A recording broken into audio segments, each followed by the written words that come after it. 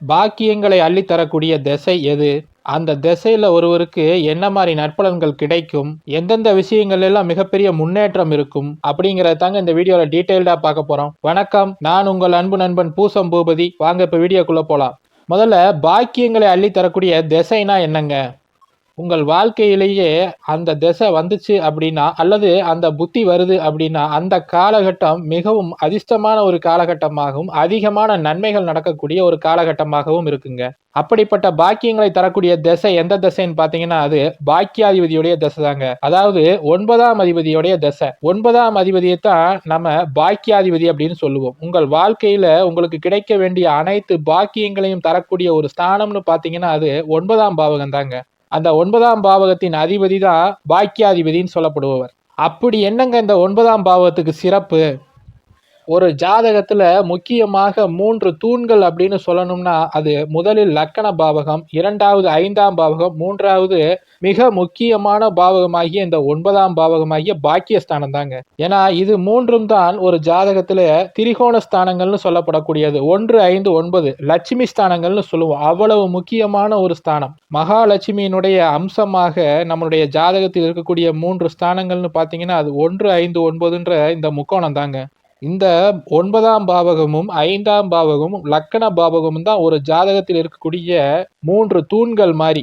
இந்த 3 பாவகங்கள் நன்றாக இருக்கும் பொழுதே, இந்த 3 பாவாதிபதிகள் நன்றாக இருக்கும் போதே ஒருவருக்கு அவர் வாழ்நாளில் கிடைக்க வேண்டிய அனைத்து சுகபோகங்களும் கிடைக்கும். அனைத்து பாக்கியங்களையும் அனுபவிக்க தகுதியானவர் அந்த நபர். அப்ப இந்த 1, 5, 9ல இந்த 9ஆம் பாவகத்துக்கு என்னங்க சிறப்பு?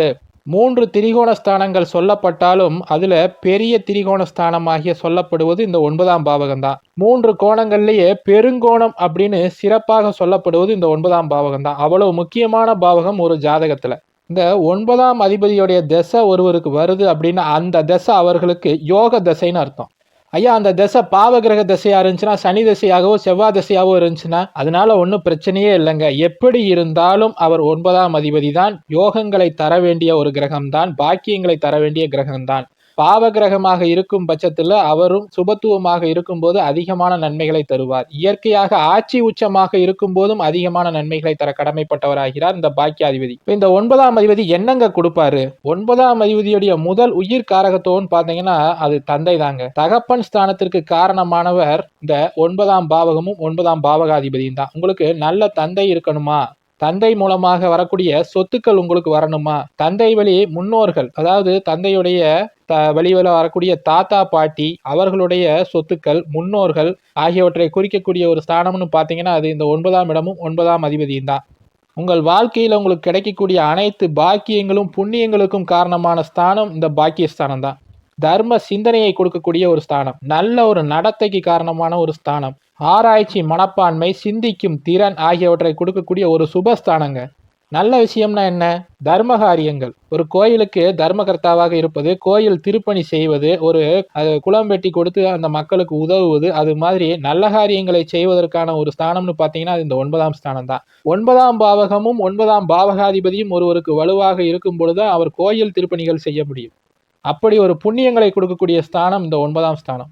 உங்களுக்கு தாய்க்கு எப்படி 4ஆம் ஸ்தானமோ அதே மாதிரி ஒரு நல்ல குரு உங்களுக்கு கிடைக்க வேண்டும், நல்ல ஒரு ஆசான் உங்களுக்கு கிடைக்க வேண்டும்னா உங்கள் ஜாதகத்தில் இந்த 9ஆம் பாவகம் வலுவாக இருக்க வேண்டும். நீங்கள் நல்ல குருவாக இருக்கிறீர்களா, உங்களுக்கு நல்ல குரு கிடைக்கிறாரா அப்படிங்கிறது இந்த 9ஆம் பாவகத்தை பொறுத்தது.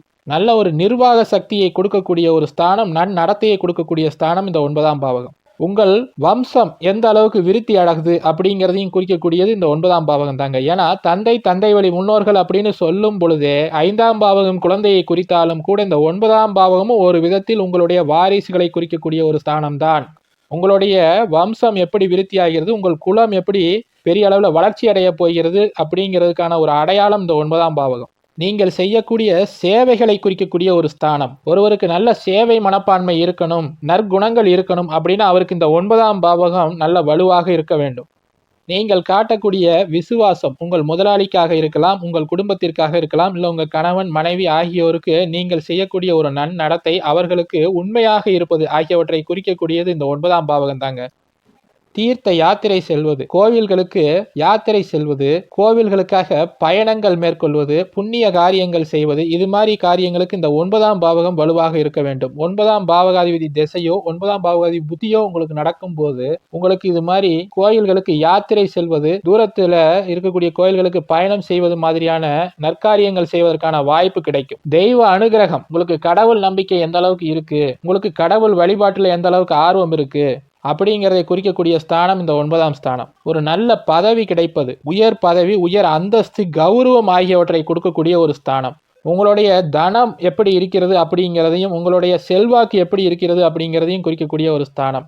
ஐயா 2ஆம் பாவகம் தானங்க தனம் வாக்கு குடும்பம். ஆமா, ஆனா ஒரே ஒரு பாவகம் மட்டும் ஒரு விஷயத்தை முழுவதுமாக நிர்ணயம் செய்யாது. மகாதன யோகம் அப்படிங்கிற அடிப்படையில 2, 5, 9, 11ஆம் பாவகங்கள்ல முக்கியமான ஒரு பாவகம் இந்த 9ஆம் பாவகம்.